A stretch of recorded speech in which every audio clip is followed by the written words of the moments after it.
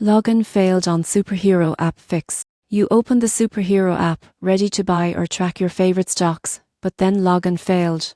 It's annoying, but here's the good news. This issue is easy to fix once you know what's behind it. Let's start with the basics: your internet connection. Superhero needs a stable and secure connection to log you in. Try switching from Wi-Fi to mobile data or toggle airplane mode to reset your network. Many login errors disappear the moment your connection refreshes. Next, check if your app is updated. Go to the App Store or Google Play, search for Superhero, and tap Update if an update is available. Older versions may not sync correctly with the app's latest security or login systems. If that doesn't fix it, double-check your credentials. Enter your email and password manually instead of relying on autofill. Most people get this wrong because stored passwords don't always update when you change them. If you've forgotten your password, just tap Forgot Password to reset it quickly. Now, try clearing the app cache. On Android, go to Settings, App Superhero Storage, Clear Cache.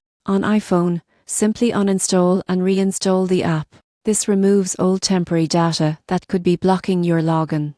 Another common issue. News.